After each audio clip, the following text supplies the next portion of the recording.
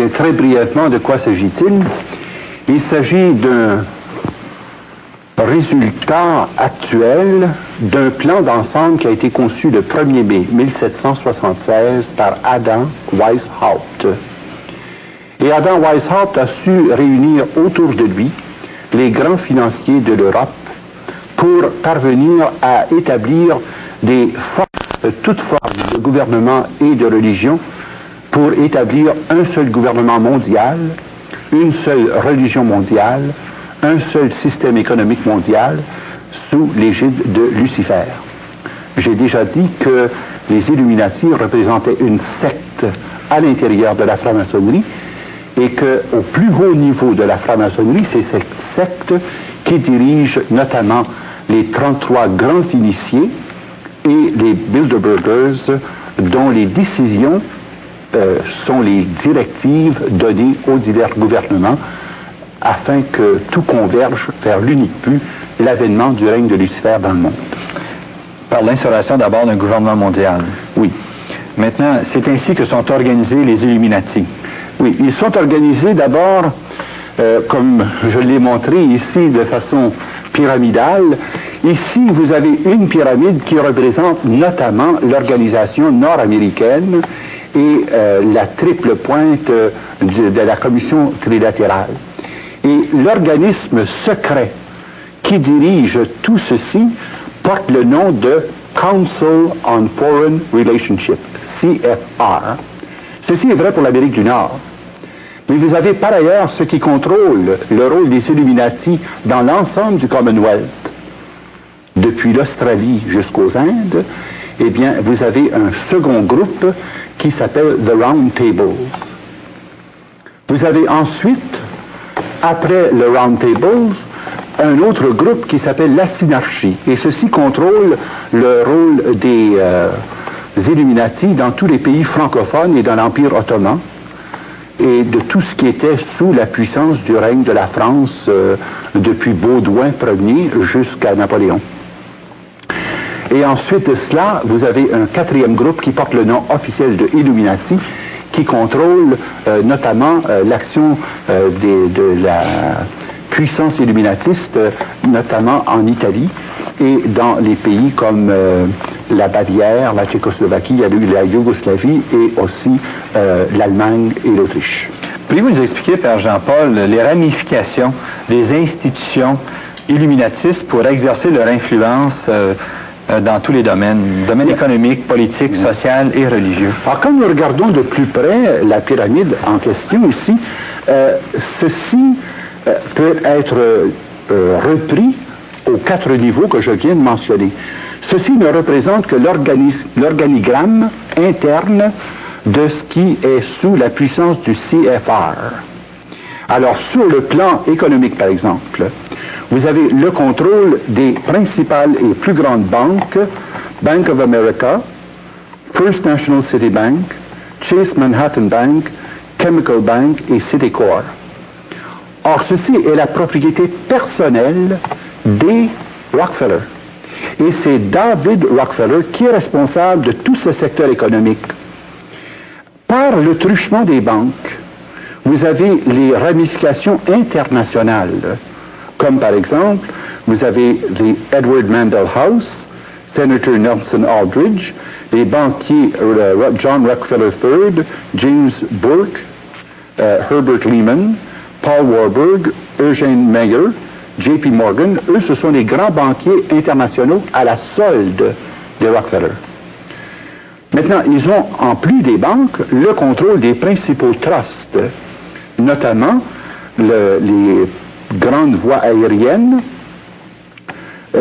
comme par exemple Pan American Airlines, Northwest Airlines, Long Island Lightning, tout ce qui concerne l'électricité, et ensuite, évidemment, tout le pétrole. Et le livre The Rockefeller File détaille d'une façon très précise toutes ces ramifications dans le domaine des trusts, des compagnies pétrolières, des directorats et des interdirectorats. Car vous avez par exemple 300 organismes qui sont dirigés par 61 directeurs qui siègent sur tous les bureaux de direction. de sorte que toutes les décisions sont toujours concertées à partir des directives qui sont reçues par David Rockefeller. Bon, ça c'est sur le plan économique. Parallèlement au plan économique, vous avez le plan politico-militaire.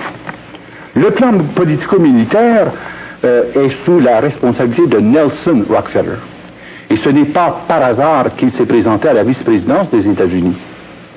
Ce n'est pas par hasard qu'il a toujours été près de chacun des présidents américains, car n'oubliez pas qu'une des conditions pour être président américain, c'est d'être du 33e degré de franc-maçonnerie. C'est une condition sine qua non. Le président Ford, Carter, Nixon, Kennedy, le président actuel... sont tous des 33e degrés de la franc-maçonnerie. Tous. Sans exception. Sans exception. Et ça, c'est vraiment, ça a été une très grande surprise pour moi concernant Kennedy. Car je pensais que Kennedy faisait exception, mais la réalité est tout autre, et on s'en rend compte quand on lit les filières des responsables qui se sont agrégés au CFR en cours de route. Et c'est par le CFR que les Canadiens sont arrivés aussi au poste aux États-Unis.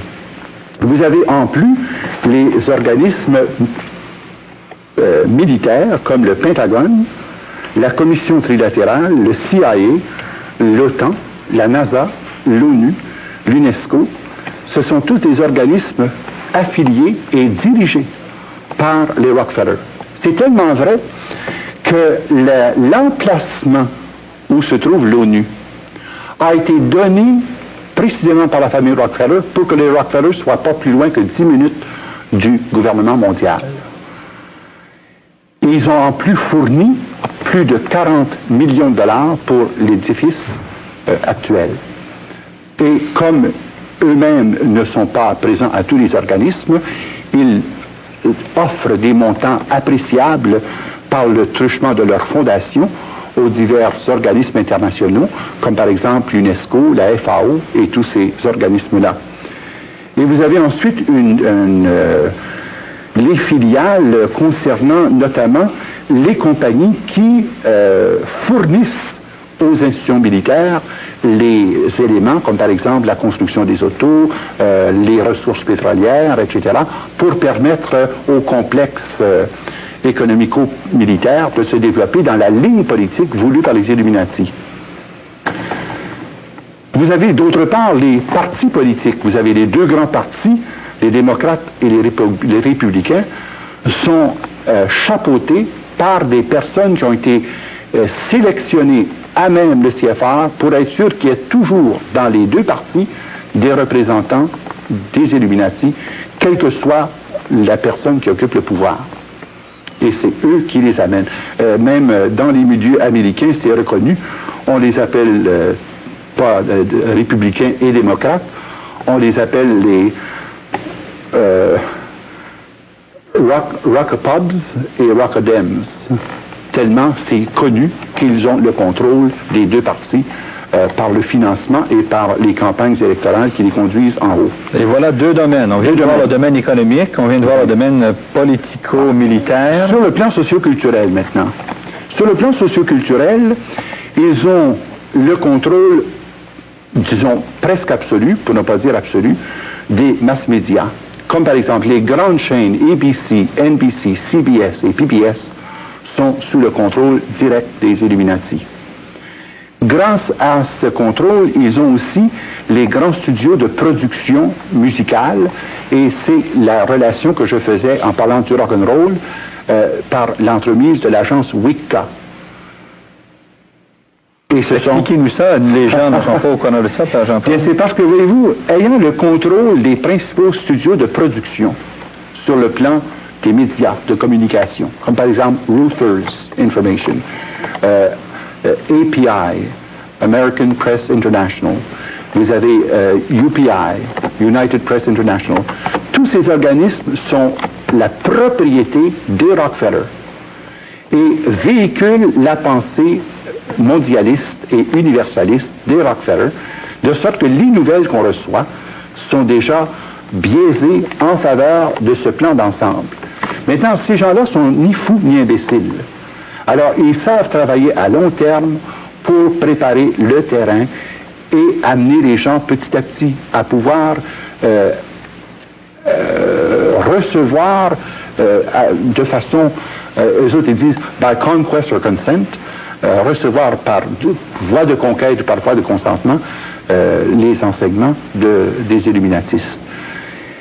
Et ensuite, dans le domaine des fondations, ça c'est encore une façon dont ils se servent pour contrôler des secteurs importants, de la recherche médicale par exemple, de la recherche des arts, le théâtre, les fondations, notamment les 4 fondations Rockefeller, les 5 fondations Carnegie, le Ford Foundation, Casey Foundation, Guggenheim Foundation, sont toutes sous le contrôle des Illuminati et qui sont régies par John D. Rockefeller III, le petit-fils de John Rockefeller. Mais vous dites que ces fondations-là ont comme but la domination des États-Unis. Oui. Dans quel sens? Pas seulement des États-Unis, de tous ceux qui relèvent de l'influence des arts américains. Donc le cinéma, le théâtre, la littérature, et ils ont avancé des milliards en dollars pour promouvoir, comme par exemple dans le cas de la musique rock, eh bien, c'est des millions de dollars, des milliards de dollars dont il est question. Mais c'est la même chose dans le domaine de la fondation sur la recherche médicale, où la pensée de cette recherche médicale est fondée sur une notion matérialiste de l'homme, sur la notion d'efficacité de l'homme. Donc, on a favorisé la recherche sur les moyens de contrôle des naissances. On a favorisé les moyens aussi de pouvoir évaluer le rendement efficace de l'homme pour pouvoir retirer par voie d'eugénisme ou par voie d'euthanasie ceux qui ne sont pas conformes à l'objectif visé. Mais ce sont les fondations, et la raison pour laquelle ces fondations-là ont été établies, c'est pour se soustraire à la loi de l'impôt.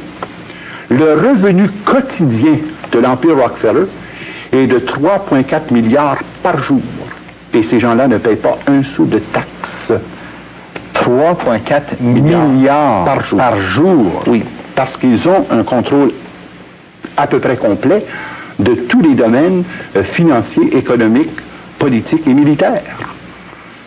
Ils ont finalement des fonds illimités pour arriver à leur fin. Bien, c'est ça. Alors, pour pouvoir éviter la taxation, ils ont le nombre de fondations voulues et ils peuvent, par la voie des fondations, nommer des directeurs dans différents établissements pour contrôler notamment l'éducation. Et vous avez ici, sur le plan éducation, la Commission générale de l'éducation qui existe aux États-Unis, qui n'est pas sous le contrôle de l'État. The National Education Association ne relève pas du ministère de l'Éducation, du comité du gouvernement américain.